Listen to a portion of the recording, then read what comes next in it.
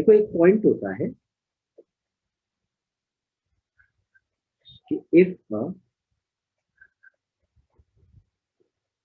slab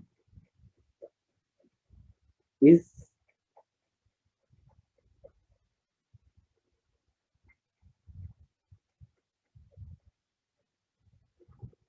inserted between the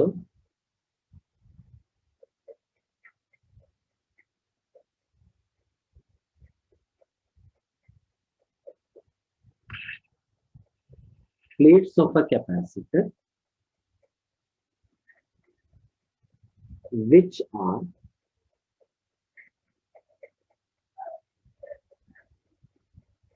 isolated. अगर एक slab को कैपेसिटर की प्लेट्स के बीच में घुसा दिया जाए और प्लेट्स ना आइसोलेटेड, आइसोलेटेड का मतलब कि उन प्लेट्स को किसी से जोड़ा नहीं। जैसे एक तो केस हो सकता है कि प्लेट्स को बैटरी से जोड़ा हो, तो फिर प्लेट्स आइसोलेटेड नहीं होती क्योंकि जुड़ी हुई है ना। तो ये देखिए, सपोज ये इफ अ स्लैब थी, तो ये प्लेट्स आइसोलेटेड है और यहाँ Q और यहाँ पर माइनस, ठीक है ना। अच्छा, इसमें आप ये देखिए चार्ज हमेशा सेम रहेगा, क्योंकि जब तक प्लेट्स को किसी और चीज से हम जोड़ेंगे नहीं तब तक चार्ज में तो कोई फर्क पड़ेगा नहीं। तो ये जो केस है ना जिसमें प्लेट्स आइसोलेटेड होती है, इस केस में चार्ज यानी Q ऑलवेज रिमेन्स कांस्टेंट। तो जितने फॉर्मूले हैं ना वो सब में चार्ज के टर्म्स में निकालूंगा। जैसे क्या क्या चीजें होती है जो अपने को पता होना चाहिए। एक तो होता है चार्ज, एक कैपेसिटेंस हो सकता है, फिर होता है पोटेंशियल डिफरेंस, फिर होती है इलेक्ट्रिक फील्ड, एनर्जी और फोर्स। ये कई सारी चीजें होती है ना अलग अलग। कैपेसिटेंस का तो ये फॉर्मूला होता है A epsilon not by D. Potential difference क्या हम इसको ये लिख सकते हैं Q बाय सी। yes. अच्छा, उसके अलावा आपको पता होगा कि जो प्लेट्स के बीच का पोटेंशियल डिफरेंस होता है वो ईडी होता है, ईडी प्लेट्स के बीच का पोटेंशियल डिफरेंस। तो ई को ये लिख सकते हैं V by D. Potential energy को ये लिख सकते हैं ये। और फोर्स का एक फॉर्मूला होता था,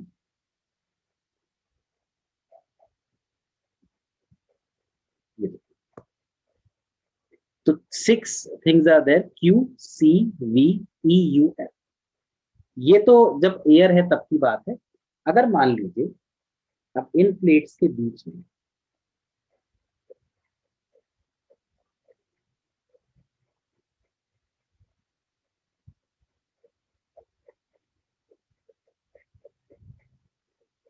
एक स्लैब रखते हैं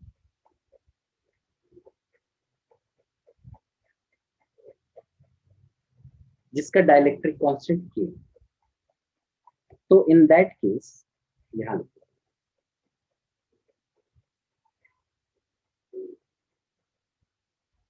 जो चार्ज नया रहा वो तो पुरानी ही चार्ज के बराबर रहा।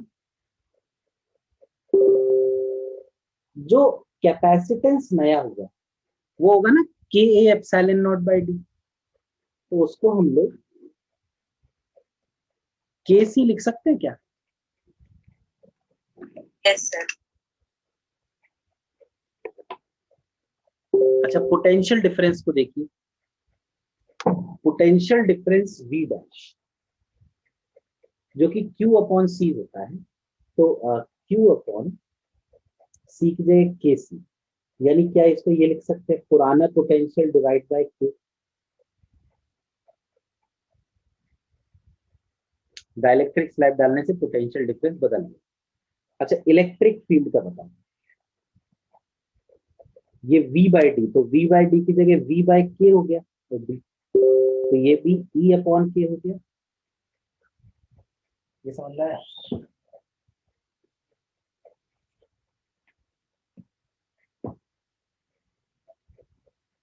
पोटेंशियल एनर्जी पुरानी ये होगी Q² अपॉन 2C, C की जगह KC, तो U/K, और फोर्स Q/2A, एप्सिलॉन नॉट की जगह K एप्सिलॉन नॉट, तो दिस विल बी, तो क्या आपको ये समझ में है क्या क्या चेंज आया?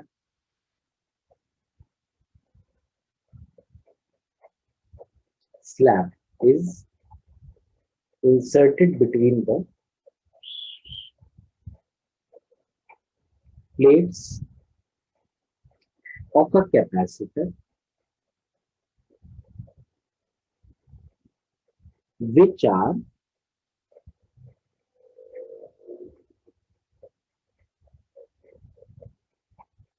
connected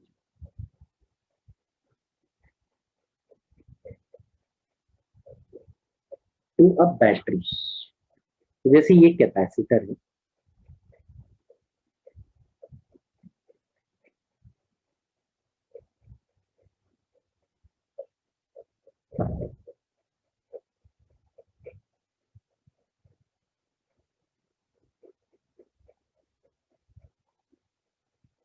ये बैटरी से जुड़ी है प्लेट्स, इस पे कुछ चार्ज हो जाएगा Q, इस पे minus Q. We can write this Q as C. C can be written as A epsilon naught by D. Potential difference in this case will be constant electric field. अच्छा, electric field का formula तो होता V/D. फिर energy, अब यहाँ पे energy का use कर लेते हैं हाफ CV², क्योंकि पोटेंशियल डिफरेंस दिया हुआ है. और एक है फोर्स. अब फोर्स का एक फॉर्मूला अपन यूज कर सकते हैं, जैसे फोर्स होती है Q²/2A, तो मैं यहाँ करता हूँ. फोर्स होती है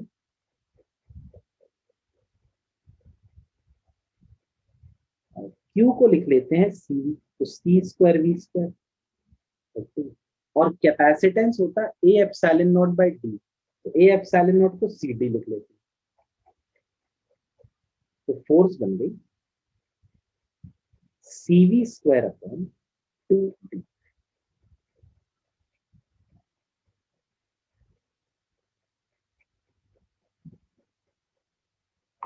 अब अगर ये जो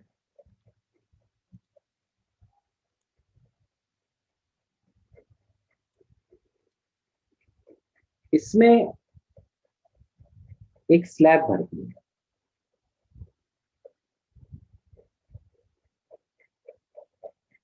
तो पोटेंशियल डिफरेंस तो V ही रहा, V' जो है वो V रहा, लेकिन capacitance KA epsilon not by D C', यानी कि KC हो गया. अच्छा, चार्ज जो है Q' वो KCV हो गया, यानी कि K. इलेक्ट्रिक फील्ड E', देखो ये तो V/D है, तो ये V/D ही रही, तो it will be E only, मतलब electric field will also remain same. Potential energy half CV² है, तो हाफ KC और V², तो this will be K times U. अच्छा, force will be CV²/2D, so F' will be KC. So this will also be KF.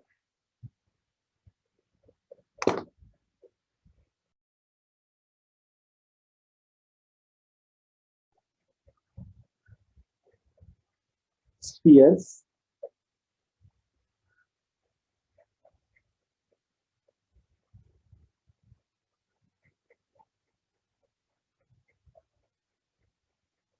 connected together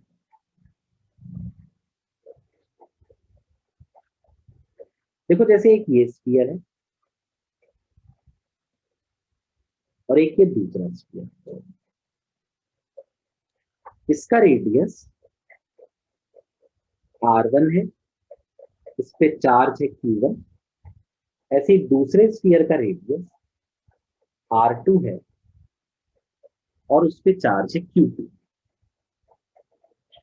अब मान लो मैंने इनको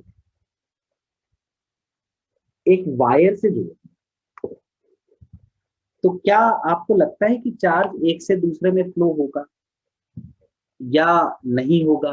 अगर होगा तो किससे किस में फ्लो होगा, मतलब क्या हम ऐसा कुछ बता सकते हैं? फ्लो होने के बाद ये जरूर है कि जब चार्ज फ्लो होना बंद हो जाए तब दोनों का पोटेंशियल सेम हो जाए। यानी कि बाद में अगर मैं डायग्राम बनाऊं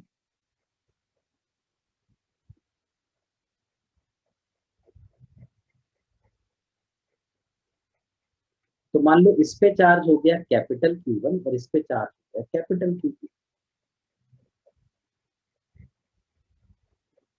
तो एक बात तो ये है कि total charge will always remain same, यानी small q1 plus small q2 will be equal to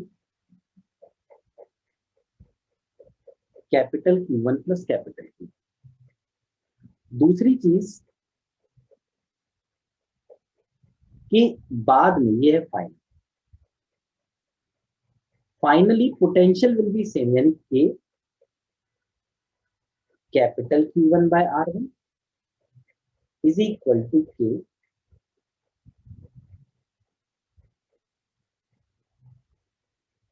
capital Q2 by R। तो बस मुझे इन दोनों को सॉल्व करना है। देखो सॉल्व एक बार करके देखते हैं। यहां से कैपिटल Q2 को लिख देते हैं capital Q1 R2 by R1 और यहाँ पुट कर देते हैं, तो small q1 plus small q2 is equal to capital Q1 plus q2 की जगह q1 R2 by R1। q1 small q1 plus small q2 R1 upon R1 plus R2। अब इसको याद रखना देखो बड़ा आसान है। Total charge upon total radius है ना, दोनों का रेडियस इनटू जिसका भी जिस पे भी चार्ज निकालना हो उसका रेडियस। तो ऐसे ही कैपिटल Q2 क्या होगा तो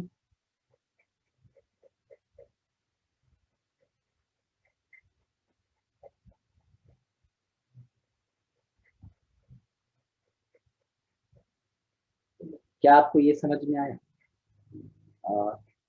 अगर ये जो जैसे बाद की बात करें, फाइनली जब पोटेंशियल सेम हो गया, मान लो इस पे सरफेस चार्ज डेंसिटी सिग्मा 1 है और इस पे सरफेस चार्ज डेंसिटी सिग्मा 2, तो हम सिग्मा 1 लिख सकते हैं Q1 अपॉन 4πr1², मतलब कि Q1 plus Q2 R1 upon R1 plus R2 और 4πr1²। एक R1 से एक R1 कट गया तो आया Q1 plus Q2 upon 4πr1 plus R2 और नीचे एक R1 और सिग्मा 2 आए Q1 प्लस Q2। अगर इसी से कंपेयर करके निकालना चाहें, total charge upon total radius तो है ही R1 plus R2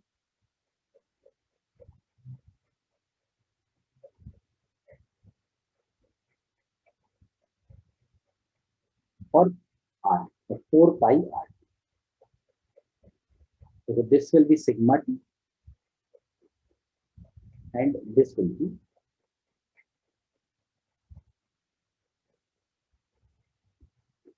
sigma 1।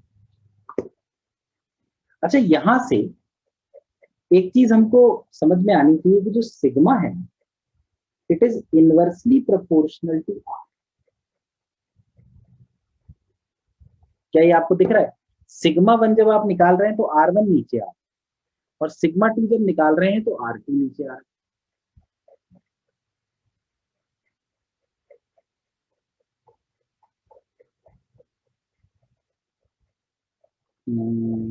Okay, हाँ तो मतलब रेडियस अगर ज्यादा होगा तो सिग्मा कम होगा, और रेडियस अगर कम होगा तो सिग्मा ज्यादा होगा, यही मतलब हुआ। ठीक है, अब एक चीज देखो, लेकिन ये तभी होगा जब पोटेंशियल सेम।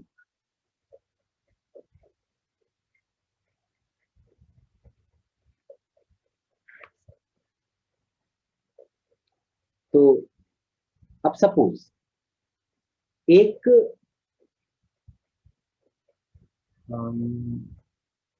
क्या लेंगे, कोई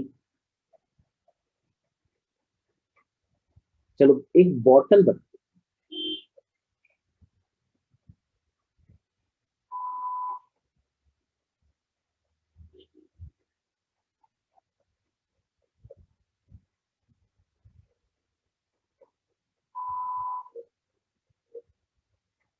मतलब मैं कोई नॉन यूनिफॉर्म चीज बनाना चाहता हूँ, जैसे स्फीयर टाइप की, सपोज ये, ठीक है, सपोज ये बॉटल मेटल की, इसको हमने कुछ चार्ज दे, तो चार्ज ऐसे फैल जाएगा सब जगह, है या नहीं?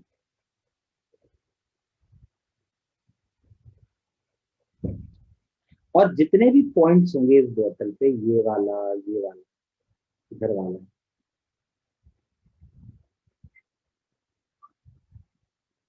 ठीक है, सारे पॉइंट्स पर पोटेंशियल सेम होना चाहिए क्या? ठीक है, तो हर पॉइंट पे पोटेंशियल सेम, लेकिन अब एक चीज देखना, सपोज यहाँ पे एक पॉइंट है ए,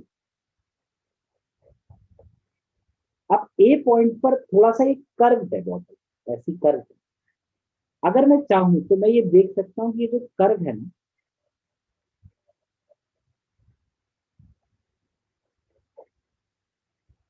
ये किसी सर्कल का हिस्सा है।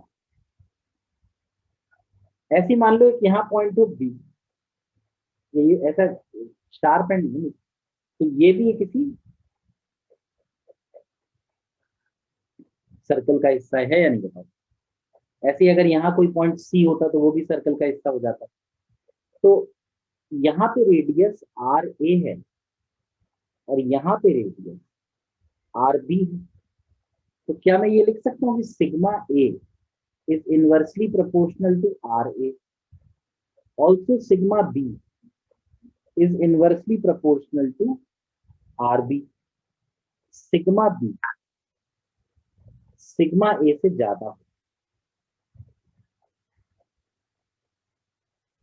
मतलब ये कि किसी मेटल को अगर हम चार्ज दे दें तो हर पॉइंट पे पोटेंशियल तो सेम होता है, लेकिन हर पॉइंट पे सरफेस चार्ज डेंसिटी सेम नहीं है। जहां पर रेडियस कम होता है वहां सरफेस चार्ज डेंसिटी ज्यादा होती है, और जहां रेडियस ज्यादा होता है वहां सरफेस चार्ज डेंसिटी कम होती है। अब किसी भी मेटल के पास जैसे कोई भी सरफेस है ना, जैसे ये सपोज है, अगर किसी जगह पर सरफेस चार्ज डेंसिटी सिग्मा है ना, तो जो इलेक्ट्रिक फील्ड होती है वो होती है सिग्मा अपॉन एप्सिलॉन। तो जितना ज्यादा सिग्मा होगा, इलेक्ट्रिक फील्ड उतनी ही ज्यादा होगी। तो इस बॉटल की वजह से देखो, मैं इलेक्ट्रिक फील्ड की लाइनें आपको बना के दिखाता हूँ, परपेंडिकुलर होंगी,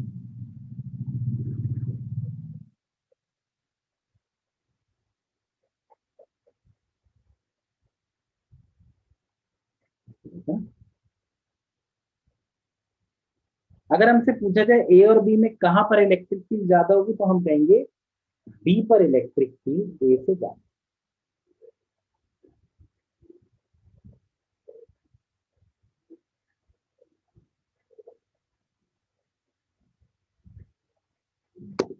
तो मेटल के हर पॉइंट पर पोटेंशियल सेम होता है, लेकिन कोई जरूरी नहीं है कि सरफेस चार्ज डेंसिटी सेम हो, ये भी कोई जरूरी नहीं है कि इलेक्ट्रिक फील्ड सेम। गिलास है, ये कंडक्टर है। अब इस कंडक्टर में जैसे ये सरफेस है, तो बिल्कुल प्लेन सरफेस है, तो यहाँ का तो रेडियस खैर अगर बनाओगे तो इनफाइनाइट होगा, ठीक है। ये वाला हिस्सा देखो, ये यहाँ पे आके कोई शार्प नहीं है, ये ऐसे मुड़ गया, ऐसे मुड़ जाता होगा। ये तो मैंने 3D फिगर पे 2D में ऐसे, तो इसका रेडियस ऐसा बनता होगा। अब ऊपर वाला जो एंड है ये देखो यहां से बिल्कुल सीधा ऐसे मुड़ गया, है ना, गिलास यहां से ऐसे मुड़ गया। तो ये जो पॉइंट है बिल्कुल शार्प एजेस जो है ये यहाँ, इन शार्प एजेस पे अगर आप इनका एक सर्कल बनाना चाहें रेडियस, तो वो ऐसा बनेगा क्या, बहुत छोटा। ग्रीन कलर से मैंने बनाया, दिख रहा है आपको? मतलब अगर ऐसा हो, देखो कि ऐसे सरफेस जाए और बिल्कुल ऐसे मुड़ जाए, तो जो शार्प एज है वहां पे सर्कल बहुत छोटा बन गया, मतलब रेडियस बहुत कम हो गया। और अगर रेडियस बहुत कम हो गया, यानी sigma is inversely proportional to radius. अगर रेडियस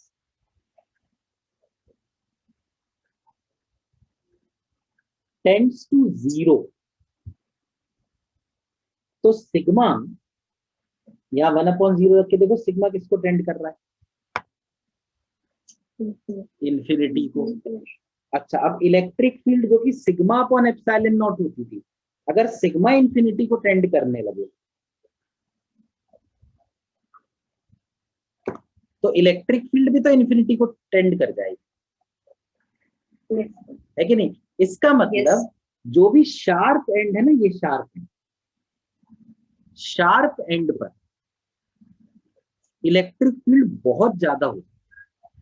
मतलब अगर कोई जैसे ये इस तरह का ऐसे हो और यहां से ये ऐसे आ, तो इस शार्प जगह पर इलेक्ट्रिक फील्ड बहुत ज्यादा हो जाए, मतलब ऐसी हो जाती है 10⁶, 10�7, इस तरह से हो जाती। अब ये इलेक्ट्रिक फील्ड इतनी ज्यादा हो जाती है कि ये जो आसपास के एयर के मॉलिक्यूल है ना,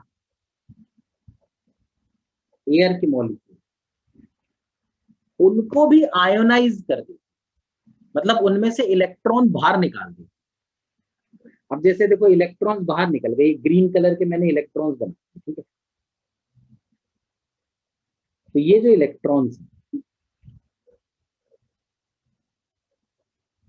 इन इलेक्ट्रॉन्स पर ये इलेक्ट्रिक फील्ड फोर्स लगाएगी कि नहीं लगाएगी? तो ये सारे के सारे इलेक्ट्रॉन्स इस मेटल के पास जाने लगेंगे, और एक साथ जब इतना सारा चार्ज, इतने सारे इलेक्ट्रॉन्स जाते हैं ना, तो ये हमको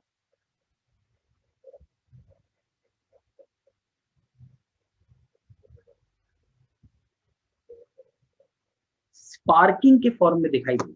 तो जब भी कभी स्पार्किंग होती है ना, स्पार्किंग तो मेरे ख्याल में सब नहीं देखी है, तो वो स्पार्किंग में एक्चुअली होता क्या है, किसी जगह पर अगर इलेक्ट्रिक फील्ड इतनी ज्यादा हो जाए कि वो अपने आसपास की एयर के मॉलिक्यूल को तोड़ दे, उनमें से इलेक्ट्रॉन निकाल, तब स्पार्किंग। इसलिए स्पार्किंग होना पॉसिबल सिर्फ शार्प एंड्स पे, क्योंकि शार्प एंड्स पर ही इलेक्ट्रिक फील्ड बहुत ज्यादा होती है। समझ रहे हो? इसी का जो वैसे नाम है ना, स्टैंडर्ड नाम, वो है